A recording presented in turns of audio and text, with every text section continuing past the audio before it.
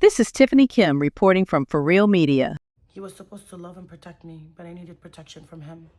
I grew up in a big family surrounded by my brothers, and I was always daddy's little girl. When I was 7 years old, my father returned home from a long business trip, and that was the day that my life took an ugly turn. I ran to my father to give him a hug, like I usually do, but he grabbed my face and he kissed me on the mouth. It was something that he has never done before. I didn't overthink about it at the time. I didn't even think about it at all. I was just a child. And after all, he was my father, my whole world. But I was wrong. Soon after, whenever the house would be empty, my father would make me take showers with him. I remember it felt so weird, but he convinced me it was fine. And then it just became the norm. At first, nobody knew what was happening. But eventually, my mom and my brothers found out, and nobody did anything about it. My life went on as if nothing was wrong. We moved to a bigger house, and my father made me share the same bedroom and slept in his bed with him, while my mom had a separate room. I thought it was all normal, and it was all happening because it was his special little girl. I was 11, it gotten so much worse because my father started treating me like I was his wife. He would touch me and he would force me to touch him as well. He would warn me not to tell anyone or else everyone would hate and blame me. He used to tell me that my mom hates me and that she sees me as her enemy. She used to always scream at me, belittle me, and was so mean to me. So I believed him and I never trusted her. When I was 12, I got my period, and he was the only person that I told. He asked me to show him proof, and I showed him. Keep in mind, the showers were still happening and everybody knew about it. And he used to even ask me to shave him. One night he was blackmailing me and he actually tried to force himself inside of me. I screamed and cried from pain, which forced him to stop. My God, you guys, these stories are so messed up. I'm so sorry. This is so heartbreaking, wallah. After that, I couldn't stand being around him or at the house, so I would always be playing outside with other kids. Then one day, I broke down and told my mother everything, and her response crushed me forever. She told me that I deserve it and it was all my fault, and that I could never ever tell anyone because she will never leave him and cause shame to our family. What shame, Habibti? Both your parents have no shame. These aren't parents, these are monsters. She confronted him, and the next day he came up to me and told me that I have to go tell her that everything I said was a lie. I could have lied to her, so I just looked at her and stayed silent and just walked away. During my early teens, I stopped talking to him completely.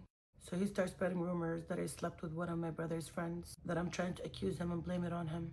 He went as far as accusing one of my brothers of sexually assaulting me. No one assaulted me but him. When I confronted him, he lost his shit on me and he kicked me out. The only reason he accepted me back in was because my brothers all swore that they would leave if I left. I spent the rest of my teenage years feeling unsafe in my own home. I avoided staying alone with him, and I would rather stay outside. Doesn't matter what's the weather like. Whether it's cold, warm, snowy, didn't matter. I just couldn't be around him. At 19, someone asked for my hand in marriage, but my parents refused.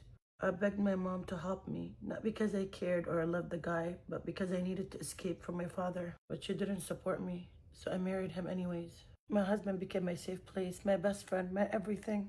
And I stopped visiting my family as much as possible.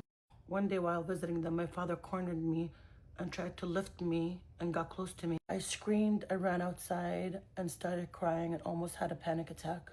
That day, I told my husband everything that had happened to me.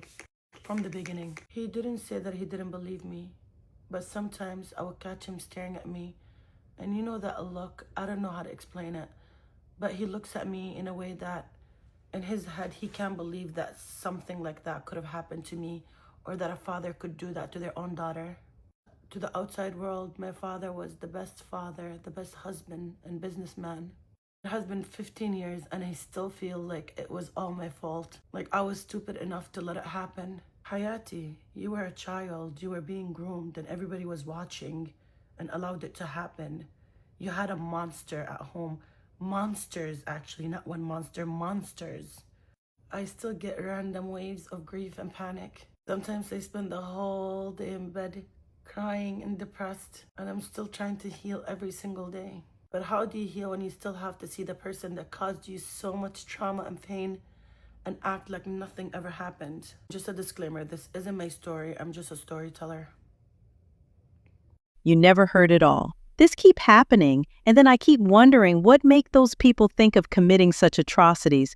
Or is it that they are naturally created that way? Because tell me why a father will cause such a traumatic and lifetime trauma to his own child. Why abusing a child, be it whoever child, no child deserves such treatment from a loved one. You acted to care and love her, whereas you have an agenda of committing with that child. That father is despicable and doesn't deserve forgiveness. Some people end up making other people to look bad. Whatever this particular father represents, he can't ultimately make other fathers look bad. We still have good and respected fathers who loved and protect their girl and boy child against all odds. I sincerely felt for that young children who was raised under bad and uncared family. The mom is not bothered and doesn't believe her own child, and she stay there watch her own child been suffered by her father and do nothing. Sometimes I say to myself, not all parents deserves to be called parent. Some aren't made to be with children because not all knows the worth and the pain it takes to have a child, and even if they know, they don't know how to keep it. Of all the women in the world, this father decided is his underage daughter. This is unacceptable, and wish this child will get justice and the father persecuted. What do you all think about this situation? I want to know and share your thoughts. Support me by liking this video, share and subscribe to my channel.